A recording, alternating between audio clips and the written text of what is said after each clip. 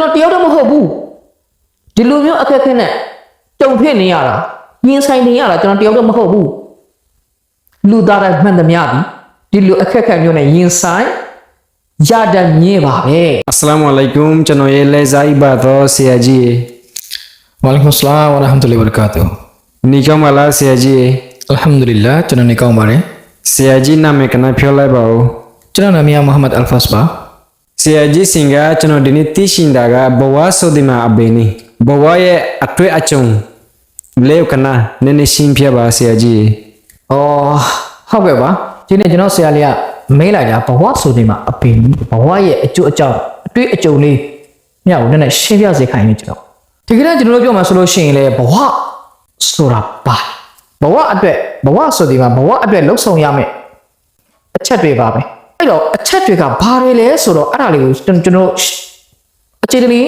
ပြမယ်ဆိုလို့ရှိရင်လေဘဝဆိုတာလူတိုင်းမှာဘဝတစ်ခုပဲရှိတယ်ခုပဲရှိတော့လေဆိုတော့ဒီကမ္ဘာပေါ်မှာဘဝတစ်ခုပဲရှိတယ်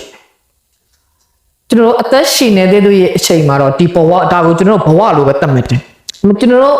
ခွေလုံသွားတဲ့နောက်တမလုံးဘဝဆိုတဲ့ဘဝနောက်တစ်ခုရှိတာကိုကျွန်တော်လူသားတိုင်းမှန်သမျှမှတ်သားထားဖို့အင်မတန်အရေးကြီးတယ်ဘာကြောင့်လဲဆိုတော့လူသားဆိုတော့တေခြင်းတရားနဲ့တွေးကြုံညမှာပဲ man is mortal လို့ခေါ်တယ်အဲ့တော့ကျွန်တော်ဒီကဘာကြီးမှာစမွေးလာကြတဲ့စမွေးလာကြတဲ့ဆိုတော့လေ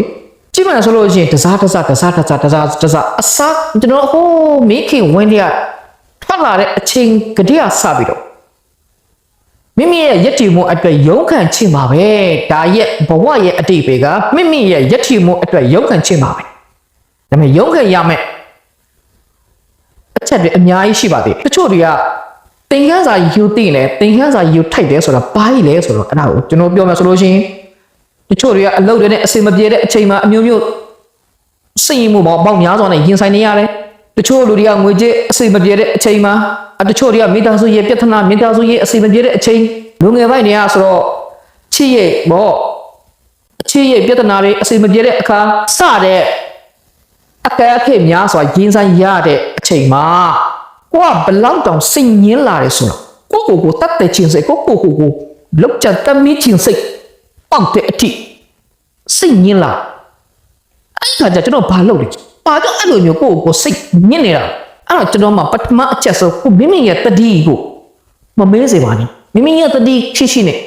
ဘာမှအရာမစိုးရင်ဆိုင်တော့ဖို့အသေးရှိရမယ်ဆိုတော့ကျွန်တော်အတိကပထမတစ်ချက်မှာဒီအရာလေးမှတ်သားထားပြီးပါဘဝမှာအဲ့လိုမျိုးစိတ်ရင်းမှုပေါင်းများစွာနဲ့ရင်ဆိုင်လာတဲ့အခါတုံ့တွေးလာတဲ့အခါဘာကိုမှမတွေးပဲနဲ့စိတ်ထဲမှာအဲ့ဒီအကြောင်းတွေကြီးပဲအကြောင်းတက်နေပါလိမ့်လူတကာတွေမှာမျိုးရှိနေပါသေးတယ်အဲ့လိုမျိုးအဲ့ဒါကြောင့်မလို့ကျွန်တော်ဘာလုပ်ရမလဲဆိုတော့ပြည့်ချနိုင်မိနီးလန့်ထက်တင်းစိတ်တက်ကိုကြားစေမိပြီးအားတွေကနေရာယူထပြီးအတွေ့ကိုလုံခဲစေပြီးမှာပါအဲ့ဒါကြောင့်မလို့ဒီအချိန်မှာတင်သွင်းရမှာကဒီလိုအခက်အခဲတိုင်းဟာတဲ့လူသားတိုင်းမှန်သမျှမှာရှိနေတက်တယ်လူသားတိုင်းမှန်သမျှပြီးတဲ့ဒီလိုမျိုးအခက်အခဲတွေနဲ့ရင်ဆိုင်တက်တယ်ကျွန်တော်တယောက်တည်းမဟုတ်ဘူးဒီလိုမျိုးအခက်အခဲနဲ့တုံဖြစ်နေရတာရင်ဆိုင်နေရတာကျွန်တော်တယောက်တည်းမဟုတ်ဘူးလူသားတိုင်းမှန်သမျှပြီးဒီလိုအခက်အခဲမျိုးနဲ့ရင်ဆိုင်ရတတ်မြင်ပါပဲဘာကြောင့်လဲဆိုတော့တခါကြလို့ရှိရင်လေကျွန်တော်မေးတတ်တယ်ဒီပြဿနာတွေဒီအခက်အခဲတွေအကုန်လုံးကျွန်တော်မှာပဲရင်ဆိုင်နေရပါသလားဆိုပြီးတခါတွေးမိတယ်အဲ့လိုမျိုးတော့ကိုကတော့စဉ်းစားမိတယ်ပြီးတော့ဘာမှစဉ်းစားရင်လည်းကိုကဘာမှထွေးကိုလို့မရဘူးဖြစ်နေတယ်အဖေကရှာမတွေ့ဘူးပေါ့ဘာကြောင့်ရှာမတွေ့တာလဲဒီပြဿနာကကျွန်တော်တယောက်တည်းဖြစ်တာမဟုတ်ဘူးလူတကာနဲ့ဖြစ်ထိုက်တဲ့လောကတည်းရဲ့တဘာဝတရားပါပဲအဲ့ဒါကြောင့်မလို့အဲ့လိုမျိုးပြဿနာတွေကြုံနေတာတဲ့အခါကျွန်တော်တို့စိတ်မရအောင်ကျွန်တော်တို့ဘယ်လိုခေါ်မလဲကျွန်တော်ဖြစ်စေခမည်းဖြစ်စေဟိုလူဖြစ်စေအသက်ရှင်နေတဲ့သူများခါလာပက်လုံး အခက်အခဲပြဿနာပေါင်းစုံနဲ့ရင်ဆိုင်ရမှာဖြစ်တာကိုတော့မိုးချအိတ်ခဲ့ပါဘာဖြစ်လို့လဲဆိုတော့ကျွန်တော်ကဘာမှဆိုရင်စရာမရှိဘူးဘာမှပူစရာမရှိဘူးဆိုပြီးကျွန်တော်ကလွတ်လွတ်ကျွတ်ကျွတ်နေတတ်တယ်ဒါပေမဲ့ကျွန်တော်ထင်တာကဘာလဲဆိုတော့ကျွန်တော်ဘဝမှာဘာမှပူပြီးတောခါမှမရှိဘူးဘာမှဆိုရင်စရာလည်းမရှိဘူးကျွန်တော်ကလွတ်လွတ်လပ်လပ်ကြီးပဲဟုတ်မလားအဲ့လိုမျိုးဆိုတော့လူမရှိဘူးဘာကြောင့်လဲဆိုတော့လူသားတိုင်းမှန်သမျှကျက်ဘဝပြဿနာအခက်အခဲတစ်ခုမဟုတ်တစ်ခုခုနဲ့ရင်ကိုရင်ဆိုင်နေရမှာဖြစ်တယ်တကယ်လို့ကျွန်တော်ဒီငွေရေးကြေးနဲ့ပြည့်စက်ဥစ္စာပစံရနဲ့အရန်ချမ်းသာနေပါပြီပဲဒါပေမဲ့ကျွန်တော်ကောင်းကောင်းမစားနိုင်ဘူးဘာဖြစ်လို့လဲဆိုအလားရှင်မြတ်ပတ်ကနေပြီးတော့ကျွန်တော်အပေါ်ယောဂတစ်ခုဒီလိုပိတ်ထားတယ်ကျွန်တော်ကောင်းကောင်းစားနာရေးသားနဲ့ကျွန်တော်မစားနိုင်အောင်ဆရာကကျွန်တော်ထားမိတာတယ်ဟိုဒီအစားအစာလေးကျွန်တော်ဆက်လို့ရှိရင်ကျွန်တော်ကြက်မာရေးထိခိုက်မယ်ဒါကတော့တဘာဝတရားပန်ထိဖဲ့တဲ့ပြဿနာပါပဲဒါတွေကိုကျွန်တော်ဘလို့ဒီနေ့မှရှင်းလို့မရတော့ဘူးအဲ့ဒါကြောင့်မလို့ကျွန်တော်ကဘာလုပ်ရမလဲဆိုတော့ဖြစ်ပေါ်လာတဲ့ပြဿနာတိုင်းကိုခေါင်းအေးနဲ့အချိန်ပေးစဉ်းစားပြီးတော့ဒီအရာကိုကြောက်နေစရာမလိုတော့ပါဘူးဒီအရာကိုမှတွေးချောင်းနေစရာမလိုပါဘူးလူတိုင်းကအကြောင်းအမျိုးမျိုးကြောင့်ဒုက္ခမျိုးစုံနဲ့ရင်ဆိုင်နေရတာပေါ့အဲ့လိုမျိုးရင်ဆိုင်နေရတာကျွန်တော်တယောက်လည်းမဟုတ်ဘူးခင်ဗျားတယောက်လည်းမဟုတ်ဘူးဟိုလူတယောက်လည်းမဟုတ်ပါဘူးအဲ့ဒါကိုကျွန်တော်တို့မလုပ်အောင်လေမှတ်သားထားရမှာလူအခက်အခဲရှိနေပါစေအဲ့ဒီအခက်အခဲနဲ့ရင်ဆိုင်ဖို့အမြင့်အသိရှိရမယ်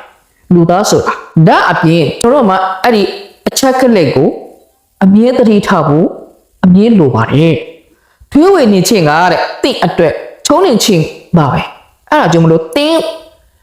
သဘောဆိုလို့ကျွန်တော်ဘယ်လိုကောင်းလဲ imagination is the rules ကွာစိတ်ဝင်ခပါတိဆောက်တယ်လို့အဲ့လိုမျိုးမဖြစ်ပါစေနဲ့စစ်မတိုက်ခင်ညမခုံစေနဲ့စစ်မတိုက်ခင်ညမခုံပါစေနဲ့ဘာဖြစ်လို့လဲဆိုတော့စစ်မတိုက်ခင်ညအကုန်သုံးလိုက်လို့ရှိရင်တကယ်စစ်တိုက်လာတဲ့အခါခမရမှာသုံးဖို့ညရှိမှကြံမှာမဟုတ်ဘူးအဲ့ဒါကြောင့်မလို့ခေါင်းအေးနဲ့ဘယ်ပြဿနာမစိုးရင်ဆိုင်ဖို့အမြင်အသိရှိရမယ်အဲ့တော့အခက်အခဲပြဿနာတွေကိုတွေးကြောက်ရမှာထက်တင်းရဲ့အတွေ့နဲ့တင်းစိတ်တဲ့ဆိုရဲအရာလေးကြားမသွားပို့တော့အရေးအမတက်အရေးကြီးပါတင်းရဲ့စိတ်တဲ့တကယ်လို့တခုခုပြဿနာပေါ်လာတဲ့ခင်ဗျဘယ်လိုခေါ်မလဲခင်ဗျစိတ်တဲ့ကြားသွားပြီဆိုလို့ခင်ဗျသွားပြီပဲအဲ့ဒါကြောင့်မလို့တုံးခုတော့အရာနဲ့ကျွန်တော်တို့တွေးချောင်တဲ့အခါပို့ပြီးစိတ်ငြင်းလာပြီးတော့စိတ်ရင်လာတာနဲ့ဘလို့နည်းနဲ့မဆိုညီလဲရင်ဆိုင်ရည်တယ်ဘာကြောင့်လဲဆိုတော့ဥပမာစားလောင်နေတဲ့အချိန်စားလောင်နေတဲ့ဘိုက်ကဘာမှမသိတော့အဲ့မှာကျွန်တော်ကဘိုက်ကတအားစားနေစားစရာလည်းမရှိဘူးသူများစီကတော့တောင်းစားမှာကိုကျွန်တော်ရှက်တယ်မဖြစ်တော့ကျွန်တော်ကတော့ရှက်တယ်ဒါပေမဲ့ဘိုက်ကတော့မရှက်နိုင်သူအဲ့တော့မခံနိုင်တော့ဘူးလေသူဘေကနေဘလို့ပဲဖြစ်ခိုးသည်ဖြစ်စေလူရပြတော့ယူထားတာဒီဖြစ်စေတောင်းပြီးတော့ဖြစ်စေဘယ်လိုနည်းနဲ့မဆိုသူ့ကိုပေးရမှာပဲဒါဟာတော့ကိုတာဝဲပါပဲနောက်တစ်ချက်ကငွေမရှိတဲ့ပတ်စပ်အေးဆိုဥပမာဆိုတော့ကျွန်တော်တနေရာမှာသွားကျင်နေဆိုတော့ကျွန်တော်ကားမရှိဘူးဆိုလို့ရှိရင်ကျွန်တော်လမ်းလျှောက်သွားရမှာပဲဒါပေမဲ့အဲ့နေရာကိုတော့ကျွန်တော်လမ်းလျှောက်သွားလို့လည်းမဖြစ်ဘူးဒါလည်းတစ်ခုပါနောက်တစ်ခုကချိုးပဲ့နေတဲ့နှလုံးသားဆိုတဲ့ချိုးပဲ့နေတဲ့နှလုံးသားဘာကြောင့်ချိုးပဲ့နေတာကျွန်တော်ဆိုလိုချင်တာတဦးတယောက်ကိုကျွန်တော်စကားနဲ့ပြောချင်လိုက်တာမျက်နှာချင်းဆိုင်ပြောလိုက်ရင်အဲ့စကားလေးကကောက်ပါတယ်ဒါပေမဲ့မျက်နှာချင်းဆိုင်မပြောဘဲနဲ့သူစိတ်နာအောင်လုပ်တာမလုပ်သိမှာဘာကြောင့်လဲဆိုတော့အလရှင်မြတ်တော်မှာလူသားရဲ့စိတ်နာအောင်မလုပ်ဘာနဲ့လို့ထားမိတာတချို့ကျမ်းဂန်မှာလာရှိပါတယ်ကျွန်တော်တို့အစ္စလာမ်ဘာသာတရားတော်မြည့်ရဲ့ကျမ်းဂန်မှာဟာဒီသ်တို့မှာဟူဇရဘတ်ဆလ္လာလဟ်အလိုင်းဝါဆလမ်ကပြန်ဆိုထားတာကိုလည်းကျွန်တော်တွေ့ရှိပါတယ်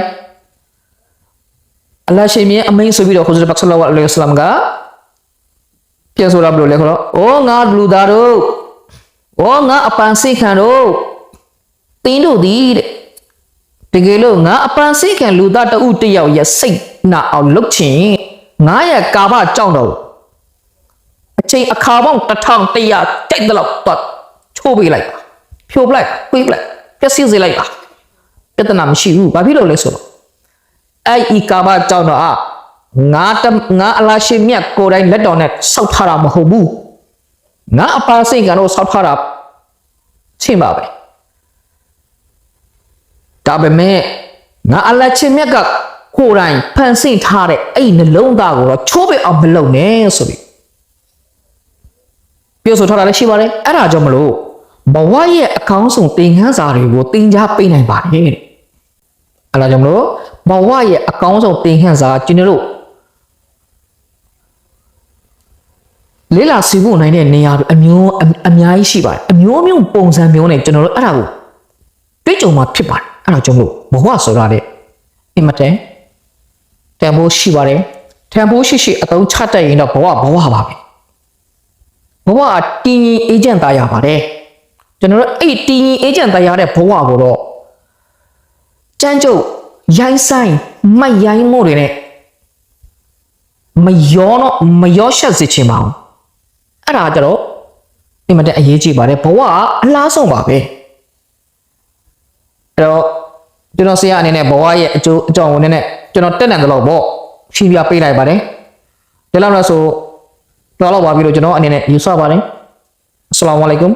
ဝရဟ်မတ်တူလာဟ်ဝဘရကာတ် আসসালামু আলাইকুম বেশা বেশি শুকরিয়া মাশা পরে ওনারা যে তারা নাকি বর্মি সমাজে ওনারা ভিডিও কল বানা দিও সাগিলা হোয়াটসঅ্যাপ তো ওনারা সে টপিক কেন কি করে দিও চয়েস করে দিও ওনারা যে মজবুরত আসন ওনারা যে ডিপ্রেশনের মধ্যে আসন ওনারা যে হালতের মধ্যে আসন ওনারা যদি ভিডিও যদি অর্ডার দ্বন্দ্ব হতে গেলে দাস আর হোয়াটসঅ্যাপ তো কি করে পারবে ওনারা টপিক ইসাইপা ওনারা জিন্দিল্লাহ হিন্দিলা সাইদাস বর্মি সমাজে মাশা তো কি করে লইমিয়ান Simbia gorile rakada wan zurilia de aratu zani bala arakala bormi samade video call banat de oita gile aliare mashabliare moshara jide both by and se camp made bormis ba shakol fawrai feler ara jodi nilla bormis ba shama jodi continue jodi video call bana gi de oita gile ar ba ende kisu shiki haribo has gure onara jodi 7 takon doita gile bormis ba samaka kisu shiki fariba তো সেই মুসলিয়ার আছে বর্মিসত ভিডিও বানাই দেয় আর কোনো মুসুস নাই তো হাজ করে আর মাশাআল্লাহ করে দোয়া করজ আনলে দোয়া করজ আর এটা হামেশা ওনারা দোয়া করে আসসালামু আলাইকুম ওয়া রাহমাতুল্লাহি ওয়া বারাকাতুহু